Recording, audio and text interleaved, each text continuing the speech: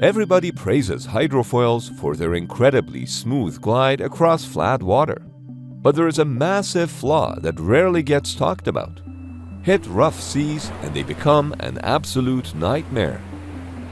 By sea state 5, with waves towering up to 13 feet, these cutting-edge ships actually perform significantly worse than a traditional hull.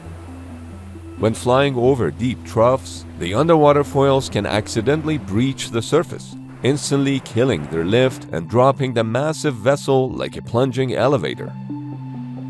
Combine those violent freefall drops with the hull brutally slamming into the crests of incoming waves at high speeds, and you get an erratic, bone-jarring ride practically guaranteed to induce severe seasickness. Nevertheless, hydrofoils are still insanely cool. Take a look at this Italian Sparviero-class patrol boat with arguably the highest armament-to-tonnage ratio ever. Nothing is too small to mount the 76mm Auto Melara, you know. And don't forget to throw some anti-ship missiles at the stern. Honestly, the only thing that this boat is missing is a nuclear reactor. Conversely, here's the Canadian HMCS Braddour that was the fastest warship at the time, exceeding 63 knots. Of course, in true Canadian fashion, this warship was unarmed. But how a whale nearly sank a hydrofoil patrol boat, why Marine Corps built a hydrofoil version of the DUKW and abruptly cancelled it, how this hydrofoil sled is used to blow things up, and how Microsoft Excel killed the US Navy's fleet of hydrofoil ships is not what you think. For over a century, most of the efforts to increase speed of a ship involved getting the hull out of the water. This was accomplished either by creating air-cushioned vehicles, hydrofoil vessels, or surface effect ships. But it all began in 1898, when Enrico Forlanini designed the first hydrofoil boat. By 1918, the telephone dude, Alexander Bell, had developed HD4 hydrofoil, which could reach a top speed of 61 knots. But those hydrofoils were primitive compared to what came next.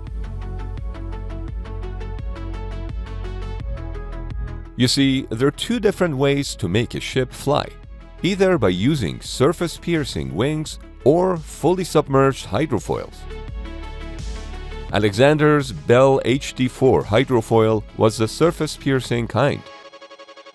These have lifting wings that actually break through the water's surface. They're incredibly stable and naturally balance themselves out, depending on the ship's speed and depth.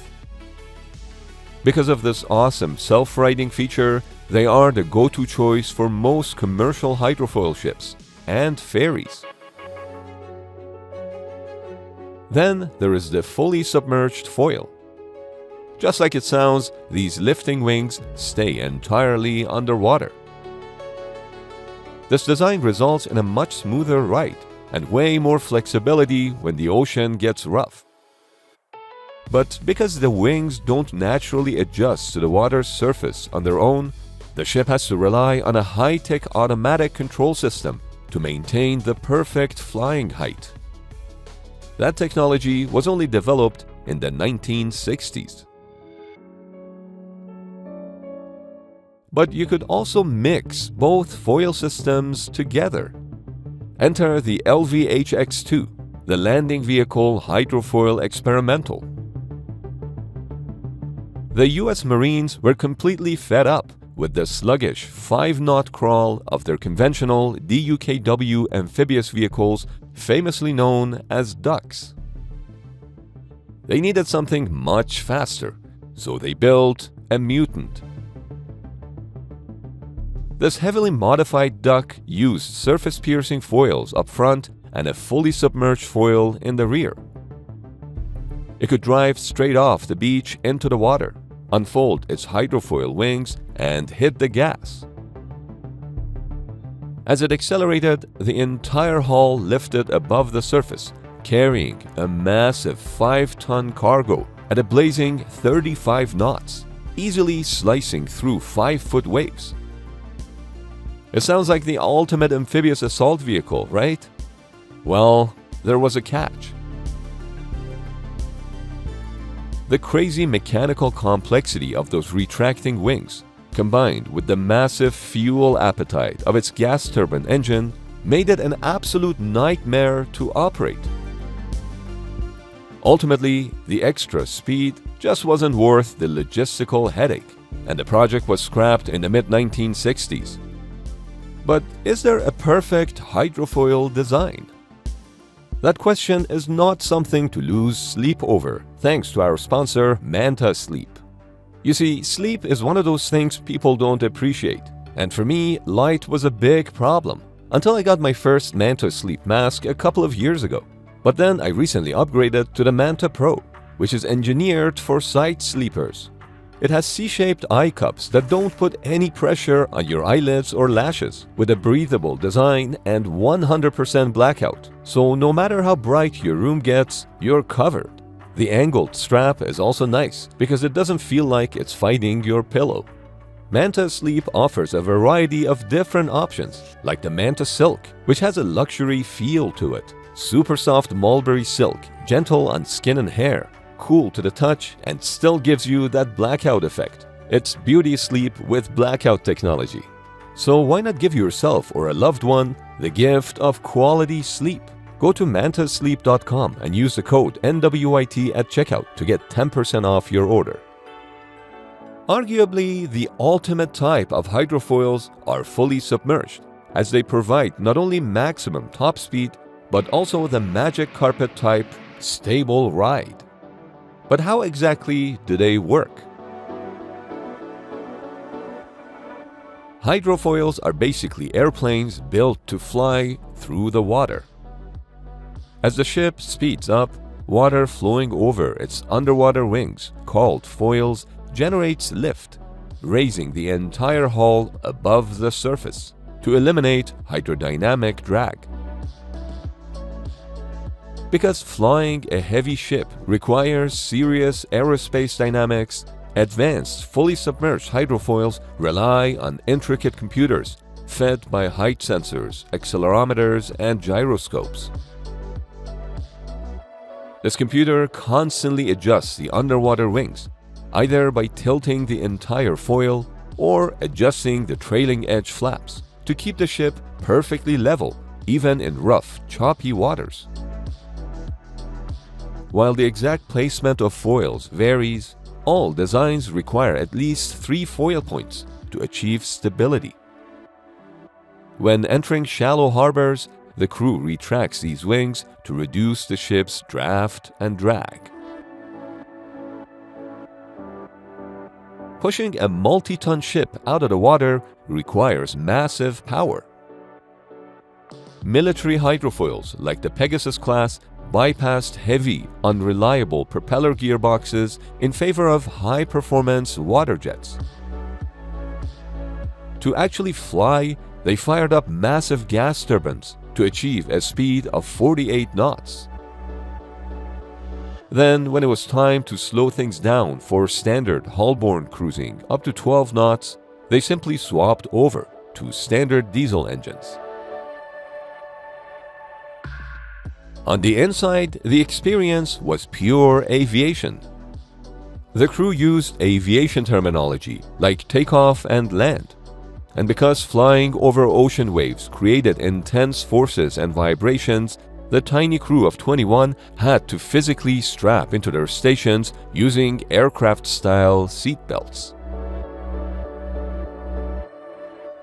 Hydrofoil ships are incredible machines, but their high-speed design comes with terrifying drawbacks, especially when things go wrong. Because they essentially fly over the waves at highway speeds, crashing is disastrous. In November 1972, the experimental USS Tucumcari hit a coral reef in the dark at over 40 knots, stopping a 57-ton ship dead in less than its own hull length and destroying it beyond repair. Several crewmen were injured, and 2 crewmen had to be airlifted by helicopter from the grounded vessel. Similarly, in April 1991, the USS Aquila struck a breaching whale at over 40 knots. The forward foil rode over the whale's back, while the aft foils sliced the 100-ton animal in 3 pieces. The impact was so violent that it ripped a diesel engine off its mounts, snapped steering arms, and warped the hull. The violent deceleration threw the crew forward, paralyzing the captain and destroying all sorts of electronic equipment. But worse, the ship was taking on water and the ship's pumps couldn't keep up. The vessel was sinking and was only saved when the Coast Guard dropped a pair of P-250 portable pumps to the crew. Hitting hard objects like floating logs was a huge downside of hydrofoils, since high-speed collisions were severely more catastrophic than for traditional ships. Propulsion had its own issues. Traditional propellers suffered from cavitation at these speeds, where boiling vapor pockets violently eroded thick metal, eating away over a quarter inch of a propeller in just 72 hours. One of the biggest reasons why hydrofoil warships failed is the same as Concorde. To go fast, you need to burn a lot of fuel. To fly, the Pegasus class fired up an 18,000 horsepower General Electric LM2500 gas turbine that guzzled an insane 1,000 gallons of fuel per hour. By contrast, cruising under 800 horsepower diesels while hull-borne burned just 100 gallons an hour.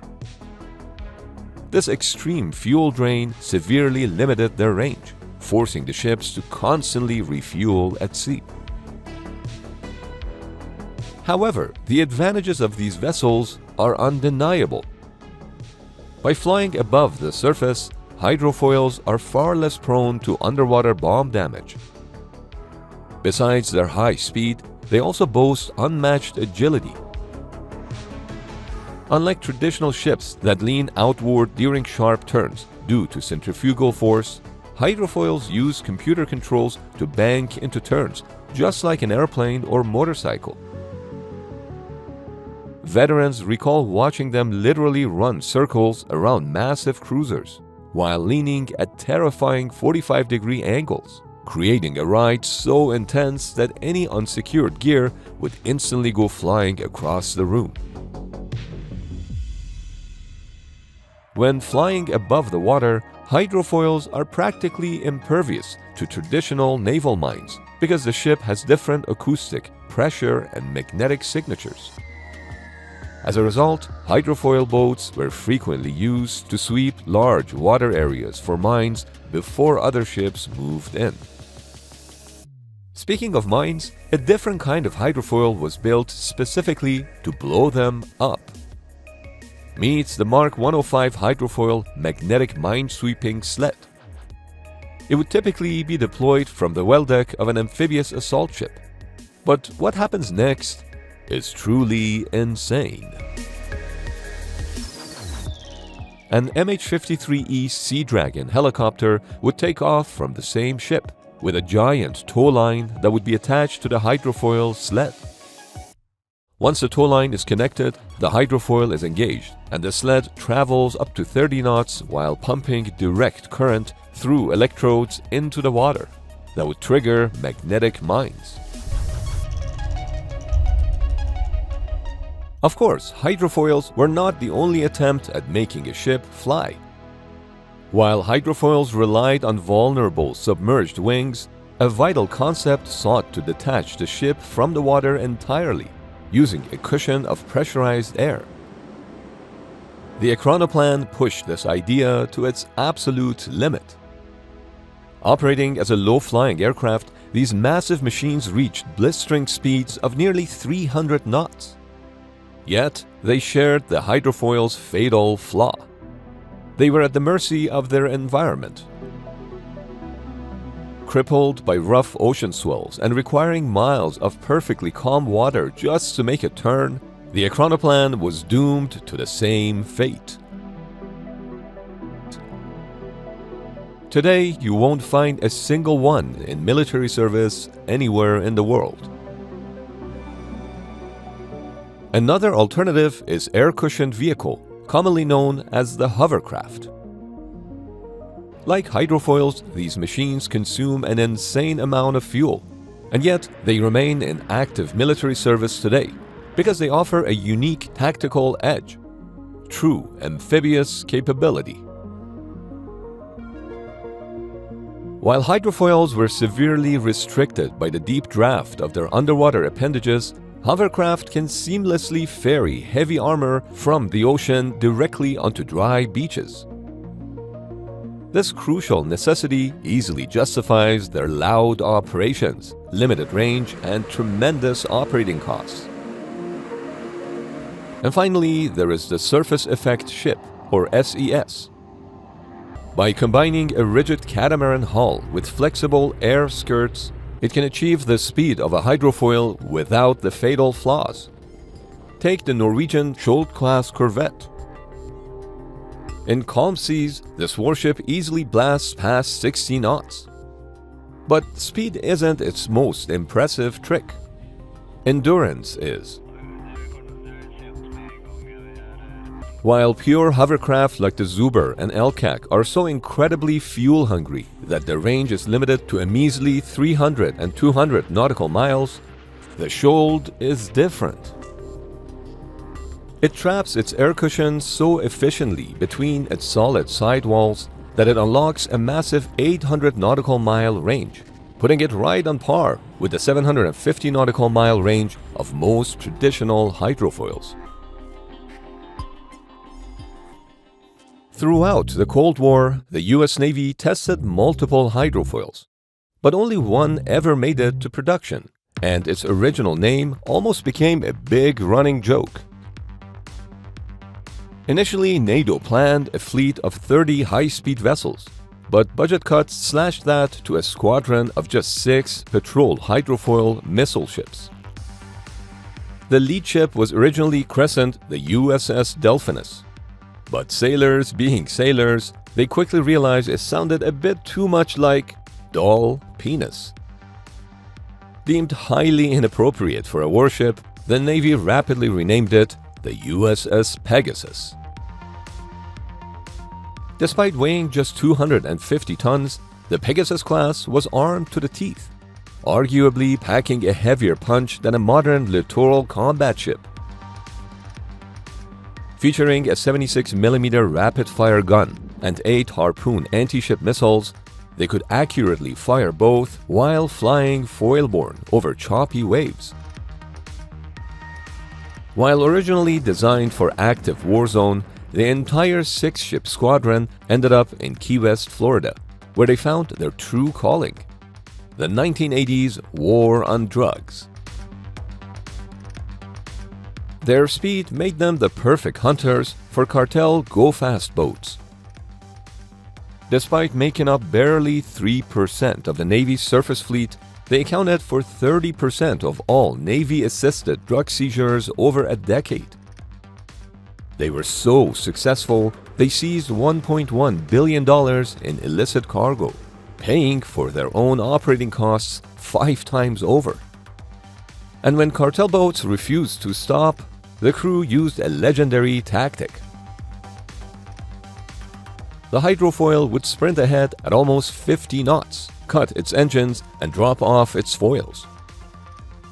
Slamming 250 tons of aluminum straight down generated a violent tidal wave that would swamp, flip, or completely obliterate the smuggler's boat. But if these ships were capturing billion-dollar busts and paying for themselves many times over, why did the Navy scrap them with half their service life still remaining? The harsh truth is that the Navy didn't retire the hydrofoils because they were bad at their job. They retired them because they were too good at a job the Navy absolutely hated. According to the program's own coordinator, it came down to pure snobbery. Elite Navy brass felt that chasing smugglers in the Caribbean was strictly a Coast Guard job. To them, law enforcement was simply beneath the US Navy's dignity, so they essentially killed the ships just to get out of doing the mission. To justify the cut, top admirals constantly tried to frame the hydrofoil as high-tech money pits. But internal accounting proved this was a total myth. A hydrofoil costs only $3 million a year to operate, making it 3 times cheaper than a frigate, and a whopping 5 times cheaper to run than a standard destroyer. But the real nail in the coffin brings us right back to the beginning of this video: Microsoft Excel. In the 1990s, Congress placed a strict cap on the total number of ships the Navy could own, known as the 350-ship Navy plan. Because of a simple spreadsheet technicality, a tiny 250-ton hydrofoil counted as one ship, the exact same integer as a massive billion-dollar Arleigh destroyer. To keep their quota maxed out for the giant capital ships, the Navy ruthlessly sacrificed the hydrofoils. At the end, the fastest ships in the fleet weren't sunk by enemy fire. They were erased by a spreadsheet, with half of their service life still remaining.